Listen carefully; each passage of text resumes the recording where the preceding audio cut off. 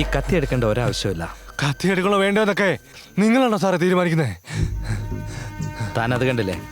അത് ലോഡ് ചെയ്ത റിവോൾവറാണ്, അപ്രൂവ് ചെയ്ത ഗണ്ണാണിത്.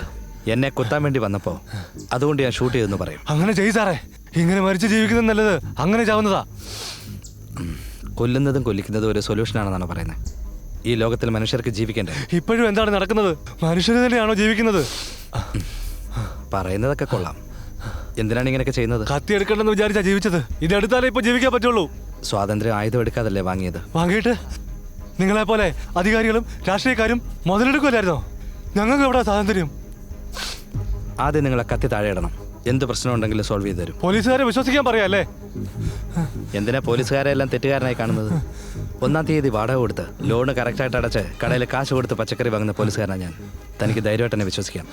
കത്തി താഴെ ഇടാൻ നോക്ക്.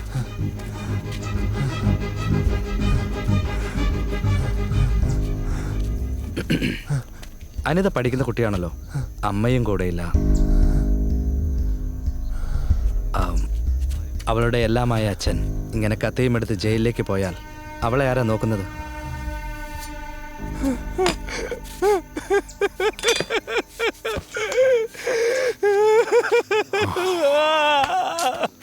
അരവിന്ദ്, മുതൽ മുഴുവൻ കിട്ടിയ എന്റെ ഓട്ടോ അവര് പലിശ പോരാന്ന് പറഞ്ഞ് കൊണ്ടുപോയി സാറേ. ഞാൻ ചോദിക്കാൻ ചെന്നപ്പോ എന്നെ അവന്മാർ അടിച്ചോടിച്ചു സാറേ. ഓട്ടോ ഇല്ലാതെ ഞാൻ എങ്ങനെയാ സാറേ ജീവിക്കുന്നത്? നിങ്ങളുടെ വണ്ടി നിങ്ങളുടെ കിട്ടും, അത് ഞാനാ പറയുന്നത്. ധൈര്യമായിട്ട് വീട്ടിലേക്ക് ഇല്ല. അരവിന്ദ്, ഈ റിപ്പോർട്ടൊന്നും ഫയൽ ചെയ്യണ്ട. ഞാൻ പറഞ്ഞെന്ന് പറഞ്ഞ് സംസാരിച്ചു കൊടുക്കണം. പറഞ്ഞോളൂ. ഏതാ സ്ഥലം? ശരി, ഞാൻ വരാം.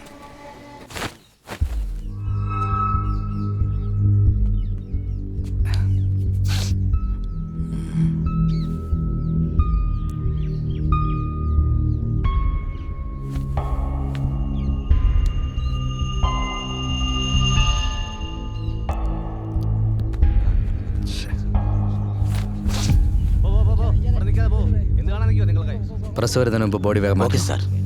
മറക്കാതെ ബ്ലഡ് സാമ്പിൾ എടുക്കണം. ശരി സാർ. കഴിഞ്ഞ പ്രാവശ്യം എവിടെയോ മരിച്ചൊരു ബോഡി ഇവിടെ കൊണ്ടിട്ടപ്പോൾ PP സമാനം നിന്നില്ല. Incident time 2 o'clock sir. Reporting time 3:15 sir. Disposable time 4 എന്ന് എഴുതിയേക്ക്. Okay sir.